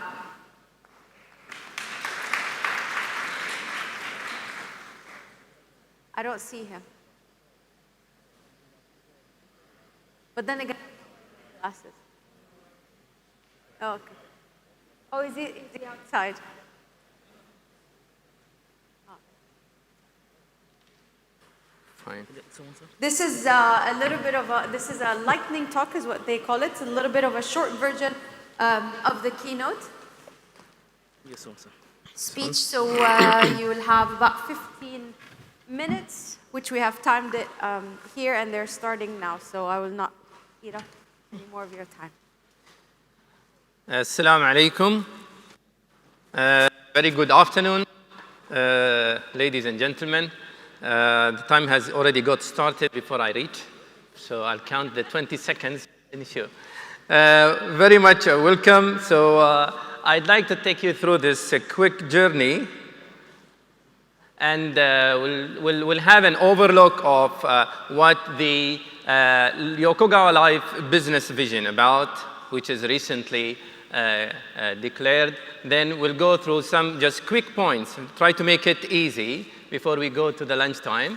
A new era of change to IAM and IAN, then challenges into the food and beverage, the intelligent solutions for this segment, and talk slightly about OpEx transformation. So what is the life of, or what is the life business vision of Yokogawa? We will lead the world in advancing bio-industrial autonomy, BIA, and contribute to the future, embracing the global harmony. So bio means human. So we'll put human into the industry, but make it working autonomously. So this is the vision that we would like to move ahead with, to the pharmaceutical, food and beverage, water, and biotech. The strength of Yokogawa is, of course, measurement, imaging, analysis, diagnosis, and integration. So integration is one of the main drivers when we talk about data, information, and the true analysis beyond the change and improvement. So what is happening in this new era of change and the challenges? There are many things happening, I think, around the world. Everybody is talking today about change. I've heard lots of things today of the change happening in this world, in the supply chain, and the business environment, and the total expenditures in today's maybe early session, people talking about lots of cost, lots of expenditures, so how we can improve, right? So how we can continue working with the changing happening in our offices today. And the major drive, I would say, is the topic about sustainability and circular economy. With the small matter that happened all around the world about COVID-19, I think everybody realized that the world is changing. So all of this is emerging and making lots of challenges and changes around us, right? So there are lots of enablers and drivers to the solutions that we would like to introduce, knowing lots of challenges happening around us. So many technologies is coming all around. Some talks about artificial intelligence, some talks about 3D and 5G and digitization or digitalization. And then we talked today about something called IA and IA. So to make it more simpler to understand, I have used IAM and IAN, which is industrial automation to industrial autonomy. So we want to make a move, a shift to have an autonomous operation, whether that is happening soon or happening in the future, but I think it is a fact that it is going to happen. So what are the challenges that the food and beverage industries are facing in terms of the technologies? There are, sorry. So I think one slide already jumped, but it's the food and beverage manufacturing industry. So we look at the total coverage of what we have in terms of manufacturing in this segment. There are, again, many aspects in the manufacturing part or the production that people would like to focus on. And there might be, and I'm very sure, multiple technologies in place. You won't have like one production line that has only one company which provide and supply. You will have multiple technologies that talk with each other, right? So there are sensors which take the data. There are smart factories or manufacturing now becoming to be introduced. There is an issue about cost, how we can reduce the cost. Traceability is one of the major ones. HACCP, the regulations and international standards, equipment maintenance and management, food defense, and energy management. By putting everything together, we would like to have a proper quality control out of that. So let me just take or focus three of the points here, which I have just highlighted with the stars. So talking about the food defense. Food defense, I think, is one of the crucial and important topic that we all has to take care of and make a big alert to us. And sooner or later, I think there will be big talking about control of food loss.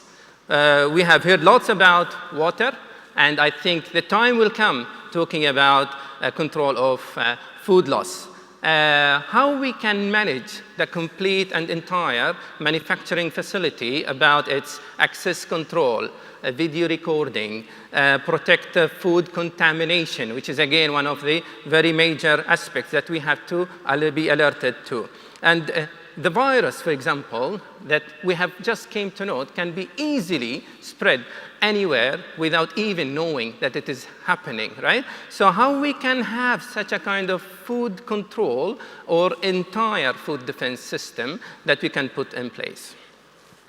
By saying that, the food and beverage sensors and instrumentations that we put in place are very much crucial to bring data that we should make control and we should read and we should analyze in order to make the right decision and the right management or quality control into the entire production line. The compliance with the regulations or HACCP, I would say, is very much important here. Control the entire process from receiving the raw materials to the products delivery and up to the shelves on the supermarket. We need to know from where this product has come, from which batch this has been introduced or has been produced. And if there should be an issue or problem for that particular batch, we should be very much able to make a good traceability, at which we can only be doing that with utilizing the right technology in place and make this happen and in compliance with the required standards in place. Reducing food loss, which I have just mentioned earlier, but we need to manage the records. Now, there are lots of solutions talking about paperless recorders that can manage lots of inputs and data about what is happening on this particular point. We need to record. we have introduced a paperless recorder, but with adding a facility or with adding a feature which is called artificial intelligence. It can click at a time that a problem may happen considering the previous data. So these kind of technologies, I think, crucial is coming ahead, and we have to look after that and consider them immediately. So hygiene requirements, machine equipment or breakdown, that are very, very much important, again, to be in such compliance to the standards. Now, what are the solutions that can be provided to help us defending or maintaining the right and quality production, manufacturing products, looking after the entire challenge? Just highlighted some of them earlier. So there are lots of solutions, but Yokogawa can provide some of these to be highlighted. Smart manufacturing, and this is a solution that the company will work with their customers in order to look at things in two ways. One is on the business aspects part, which talking about the assets life cycle, and then at the time looking at the supply from starting and the raw materials till the end of delivering the final product. So by introducing 3Ds, discover, design, and develop, these are the principle of introducing the smart manufacturing for an existing production line or a manufacturing premises. Now, with having different type of aspects or different level of the production lines, we might face some of the production lines that they have maybe lots of puts inside and little on the automation part. Some of them are semi-automated, some others are fully automated, some others wish to be on an autonomous operation where we just receive the inputs and put it into the system, and by a click we can get the final product. If we look at this small thing or small coffee machine that we have in our office or in our houses today, just by one click you can get the final product. So everything is being mixed inside, and then we can get the final one. It is basically the same. If we have a small machine or we have a big manufacturing, we still can do an autonomous operation by just putting the inputs with a click happen in to get the final product autonomously. So with having the technology, we can be able to do that. But having said that, there are lots of inputs. There are lots of data happening in the factories. We should be very much able to collect the data, to analyze the data, to understand what is happening, at which we can later decide whether our machines, equipment, or systems, profitability, etc., is of required level that we are in need for. So this will take us now along to what we call OpEx transformation. So we have introduced several solutions that can assist and help manufacturers to make the right change required for their manufacturing facility, for their production line, and for their journey. So we are entering into this journey transformed from what I've just mentioned, from manual to semi-automated to automated, and target is to be autonomous operation. So this is what we are looking after and what we need to achieve, right? So there are lots of solutions, again, that make the change. But where we want to have this change happen? Is this change going to happen on the supply chain part? Is this change need to be happening in the operation part of our manufacturing line? Or this has to be made on the packaging part?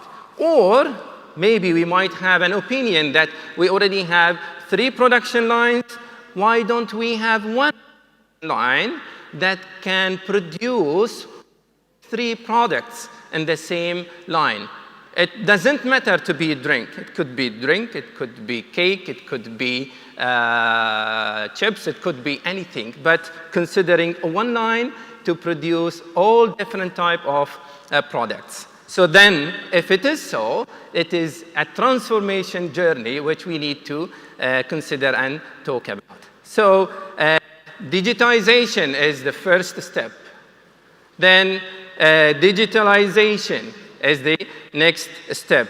And then the change and managing the appropriate and the required change that will lead us to make the successful journey that we are aiming for. So last, we want to make the movement from industrial automation to become an industrial autonomy. So by considering this, this is a journey which I am calling it.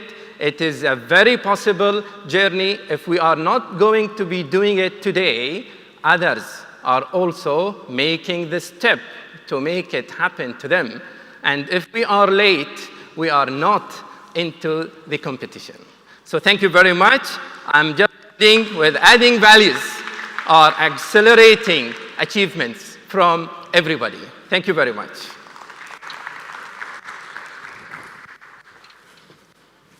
Thank you very much for that. And just before we let you go on continuing your network, please welcome our next speaker. Saud Abu Shawarib is the Managing Director of Dubai Industrial City, the region's leading industrial and logistics hub, and of course, member of TCOM Group. In his capacity, he currently spearheads and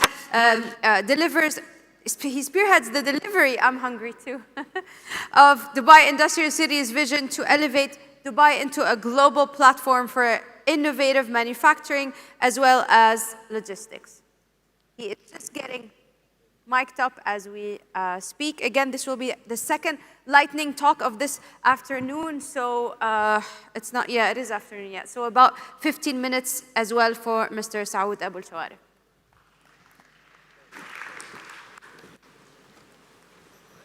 Assalamu alaikum. Good afternoon, everyone. Unfortunately, my session is before lunch, but I'll try to make it very short, very informative, and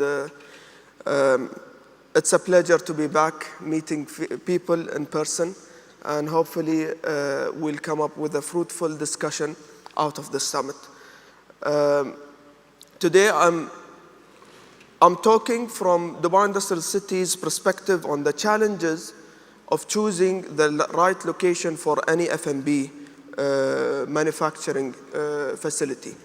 So we are in direct contact with our F&B partners, and we were in deep discussion with them and knowing their challenges and trying to come up with solutions.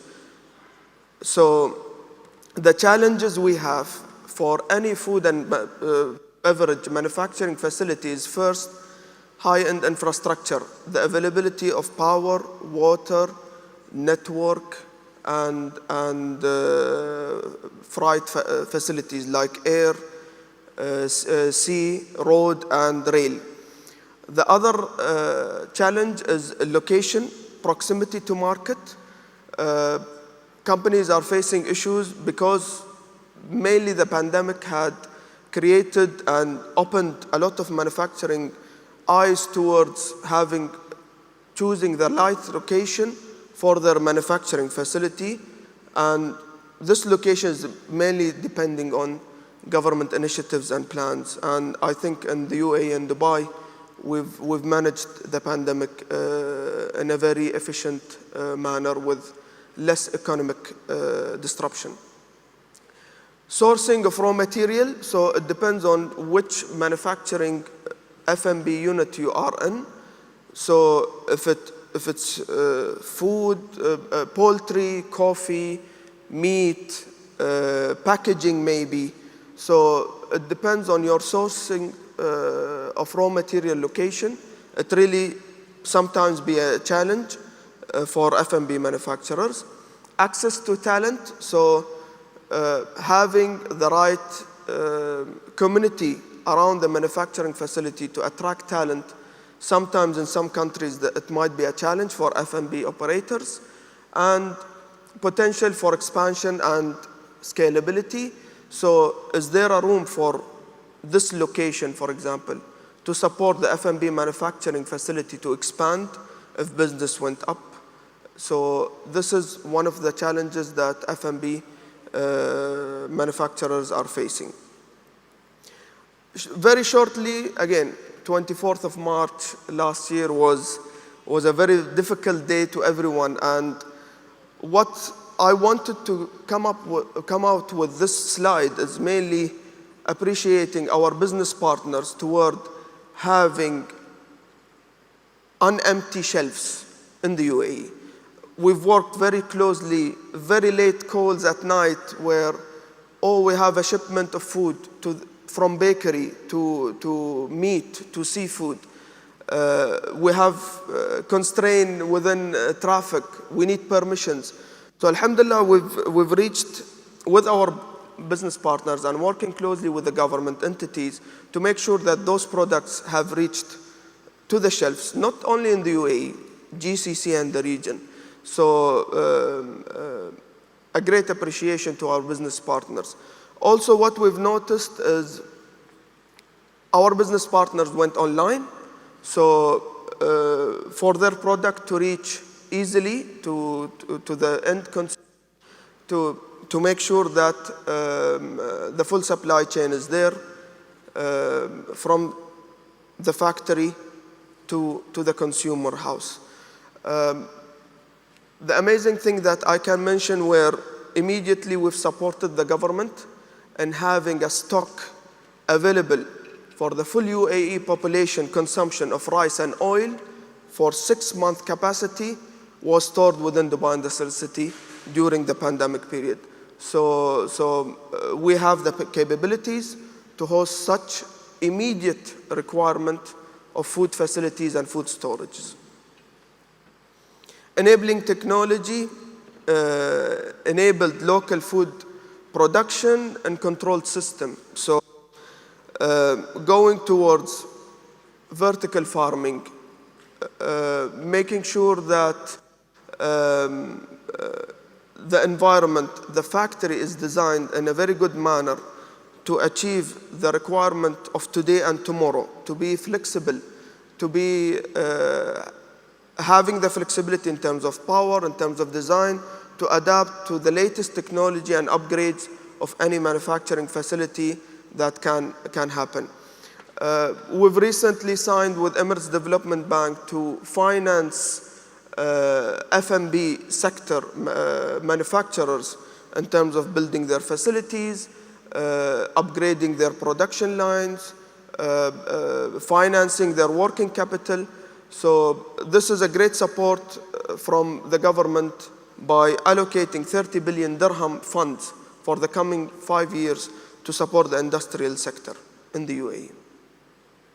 So adaptation of sustainability targets, we've noticed from the morning, people are talking about sustainability, trying to reduce waste, and we proudly say that today in Dubai Industrial City, from our business partners, we generate 25 megawatt of renewable energy from the manufacturing facilities that are being operated in Dubai Industrial City. So investing in clean energy is the new step towards having a green product, green operation, and reducing your operational cost, which really ending up and attracting multinational companies to buy the F&B products that is being produced from those facilities. And also, this also helps our products to open new market and reach to more customers in a very green way. So I can give an example of Al Baraka dates. They produce different type of products like date sugar, date syrup, date powder, date paste, through having renewable energy, plus having zero waste generated from their process lines. So the pulps that are generated from the process lines, from the date itself, is used for fertilizing, it's used for animal food, and the water that is generated from the production is reused either in, it's treated to be reused in cooling or to be used in irrigation. Automation and data, Khalid mentioned a lot of advanced stuff in his presentation, which was really informative for me. But today what we've noticed, most of the manufacturing players in the market are planning to go towards automation. If they are automated, they want to apply the latest technology and latest automation know-how within their manufacturing facilities.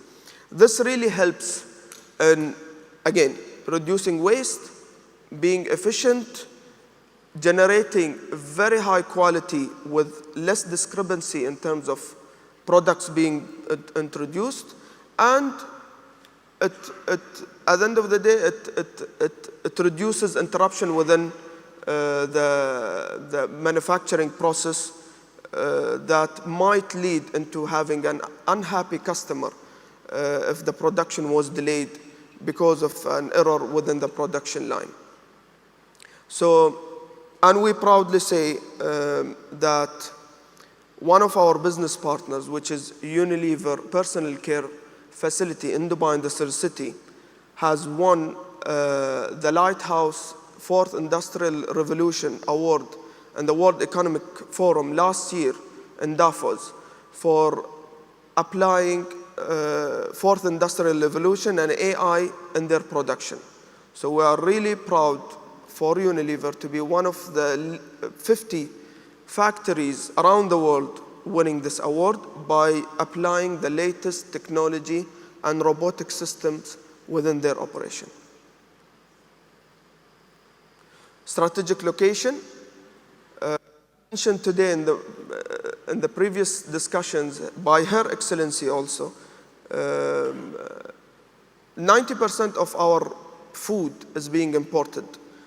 It's not only food, it's also the raw material that is used in food production. So I think in Dubai and the UAE, we've bridged this gap by having amazing infrastructure, very efficient port, which is Jebel Ali port, that really bridged the gap of sourcing raw material to our manufacturers, and from there, after manufacturing, reaching to bigger markets around the world.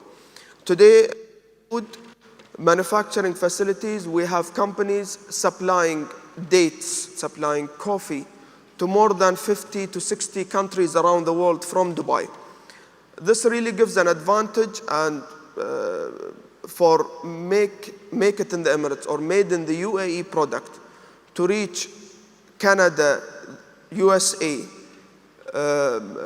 in a very timely manner, and also they cover and they export locally produced food products to Australia and New Zealand. So with having the state-of-the-art infrastructure facility, it really helps customers to reach anywhere in the world in a very efficient, timely manner. So in Dubai Industrial City, we are bounded by two major highways, which is Mohammed bin Zayed Road and Emirates Road. We are 15 minutes away from Jebel Ali Port.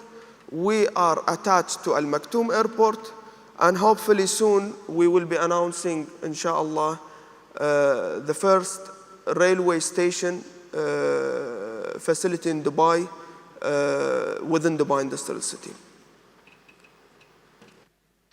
So we as Dubai Industrial City, we are fully aligned with the government initiatives. We are working closely with MOIAT, the Ministry of Industry and Advanced Technology, and we are part of the implementation of His Highness project that he launched earlier this year, Operation 300 Billion, where mainly our focus is to support the UAE economy to grow the industrial sector contribution to the GDP from 133 billion dirhams to 300 billion dirhams by 2031. And I think today, most of the government entities and the private companies are working closely together to achieve this goal. And I really believe that we have the capability to achieve those figures. And from what we've seen today, and I can proudly say that we've achieved better numbers than even 2019. So the government really gave the comfort to investors to invest in Dubai and the UAE, and being in a very safe country, in addition to ease of doing business, really supported foreign direct investment to decide to establish within the UAE and Dubai. So from my side, this is in short my presentation, and we proudly say that the industrial sector proved in 2009, within the financial crisis hit in 2021 during the COVID-19 pandemic, it's the most critical sector within the UAE economy, which really proved that it's the backbone of the economy of the UAE. In short, this is my presentation, and I hope I've covered and gave some insights to food manufacturers on how is the coming trend of food manufacturing in Dubai, and specifically Dubai Industrial City. Thank you. Thank you so much. You certainly briefed it up. On to our last lightning talk. Seriously, this is the last one before we let you go for your lunch breaks. Our next speaker is leading the operation and expansion of his company's business across several markets, bringing solar energy and energy efficiency solutions to commercial and industrial customers in the Middle East, Africa, and South Asia. He has over 25 years of global leadership experience, bringing forth in-depth customer understanding and market knowledge. Please welcome Rory McCarthy, who's the Chief Commercial Officer, Yellow Door Energy.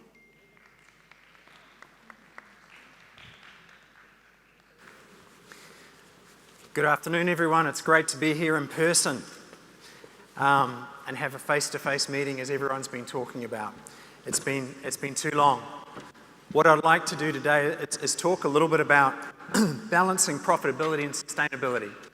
There's been some really interesting comments and some really interesting talks today, and it was a great presentation by Saud as well. So I'd like to talk a little bit about sustainability and what's changing.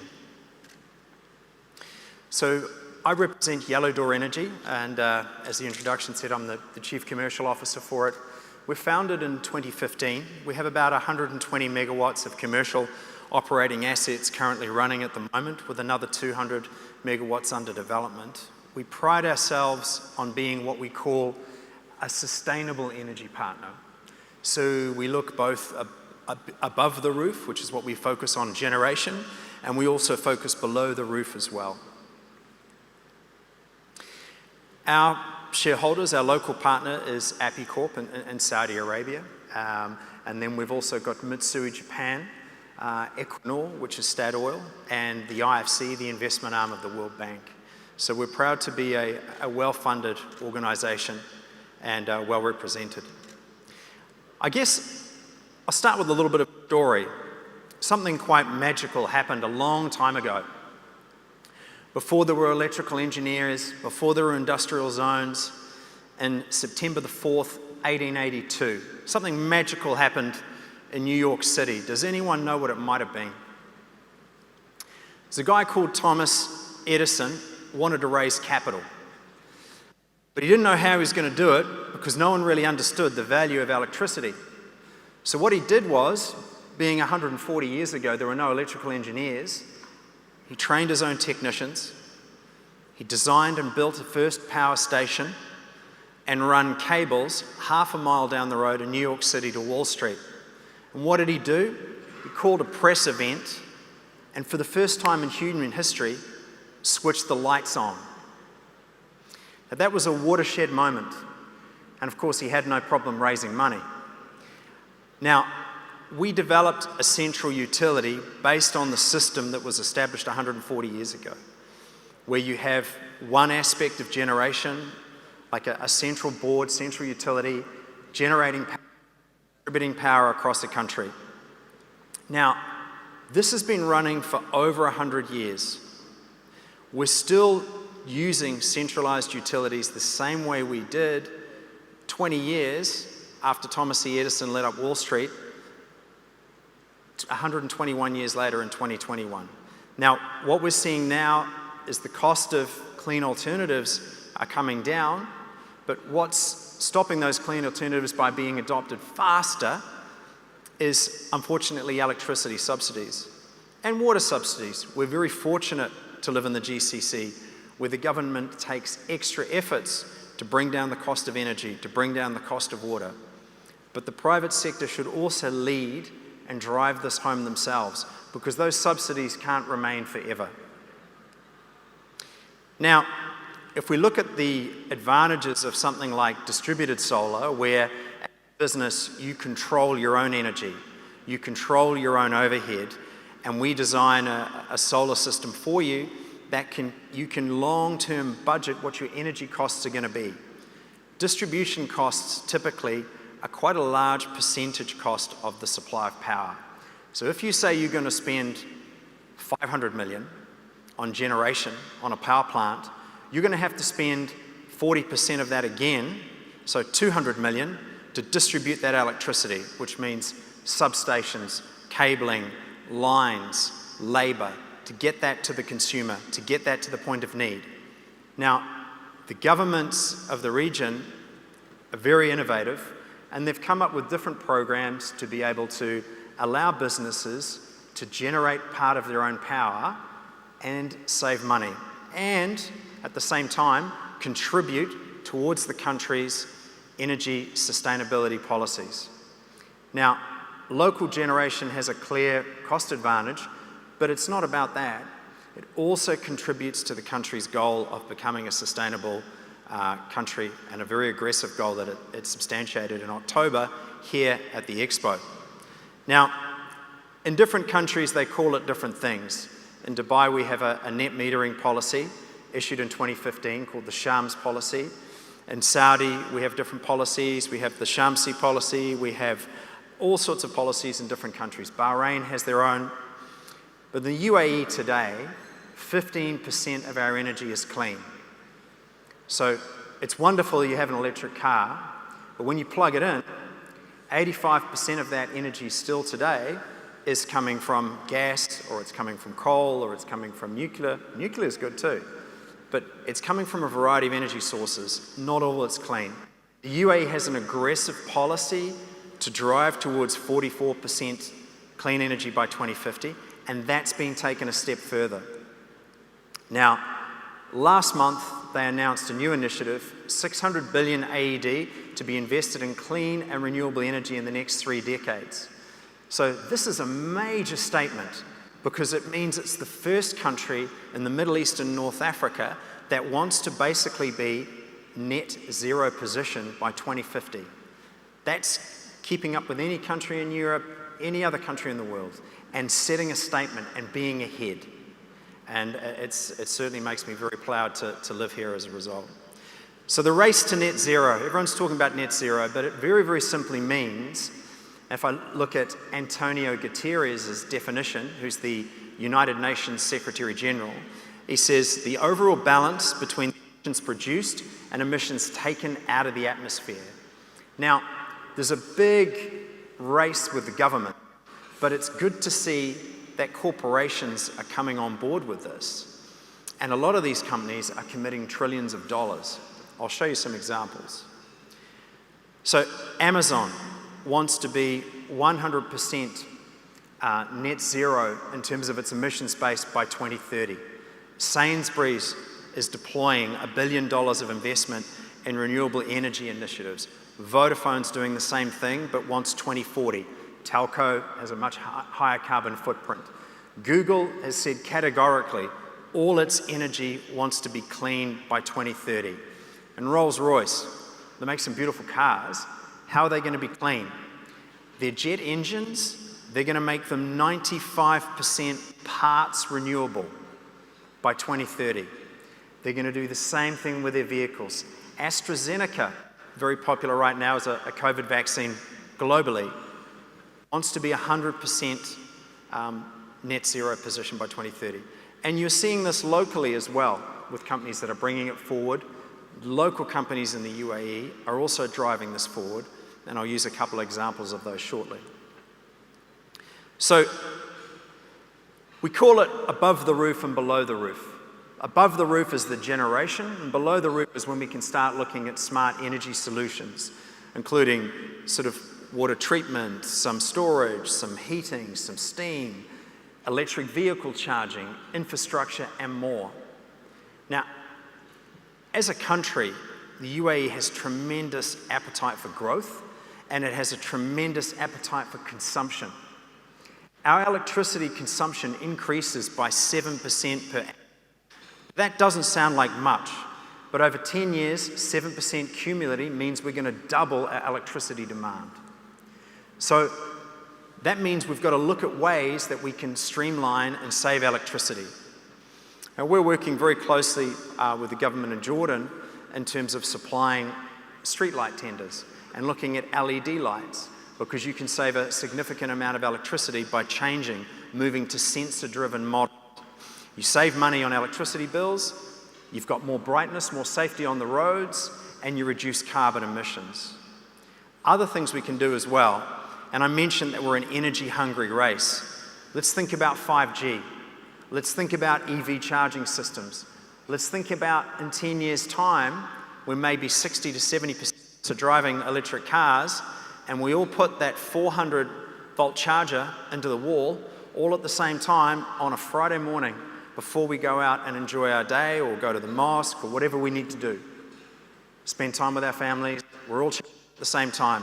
Imagine the strain that has on the network when you're charging several million cars all at once. Now, companies can put EV chargers in. Now, companies can put EV chargers in, combined with a battery, combined with a solar system, and it can be off-grid. You can have your fleets of vehicles all moving towards EV, but all be charging directly centrally, taking the strain off the grid. Now, another very easy aspect is the solar leasing, which is primarily what Yellow Door does. A solar lease or an energy savings agreement is a long-term contract with a performance guarantee on your plant. Now, performance guarantee means we deliver the kilowatt hours that we promise you, or we pay you the difference between that amount and the utility bill that you would receive. You pay one bill and you don't pay a bill until your plant starts generating electricity. So you have the opportunity to save between 15 to 40% on electricity bills, no upfront investment, and manage your long-term overhead costs as well as your electricity costs. And of course, you'll also end up owning the solar plant, enhance your sustainability, get a big tick for CSR from your stakeholders and from your employees. And that's just the first step. So United Foods, I was speaking to Fadi, the managing director, earlier today, one of our great customers, and we're excited that working together with the team at United Foods, we've managed to build at Yellow Door a great energy plant for them, which is being commissioned next month. It'll offer significant cost savings. It'll generate 3,300 megawatts of clean energy, 4,000 solar panels, and 1,400 tons of carbon emissions avoided per year. Now, all these good things, and the customer reduces its overheads. Why would we not do this in business? Another case study, another great UAE company, Majid Al Futtaim, Carrefour. This is an operation we did in Jordan. You can see from the photograph here, it's over 3 hills. These hills were more like borderline mountains, 500 meters in height, 700 meters in height. We had to flatten them to be able to build this plant. 17 megawatts is generating 90% clean electricity for all the stores in Jordan. 90% electricity clean across nearly 30 stores. It's a significant sustainability achievement, not from a Western company, from a GCC company that actually really paves the way and sets an example for the rest of the world. So very, very proud to work with such a tremendous group of people. Now, significant cost savings. The advantage of working in a country like Jordan, you have the opportunity to build a very large plant outside a population center and use the distribution network to transport electricity hundreds of kilometers away. So that's able to deliver a massive 29,000 megawatt hours, 20,000 tons of carbon emissions. So Majid Al Futtaim is in a unique position with what they're doing in steam and heating and water generation and in solar to hit its sustainability goals of 2050 being net zero. And it's a tremendous initiative. So insights and summary. All companies can join the journey towards net zero and sustainability. I think this is a journey that we all have to take, and it's an opportunity for us to do so. You can balance profitability and sustainability in the same conversation. They do go together. The subsidies that we enjoy today are not going to last forever. Energy savings technologies can make a massive difference, from energy storage to lighting to treatment to solar energy and more. So to jumpstart your sustainable journey as a business in this country and across the region while achieving triple bottom line results, contact a reputable sustainable energy partner today. Thank you very much, anyone. Short but sweet. I'm the last thing between you and lunch.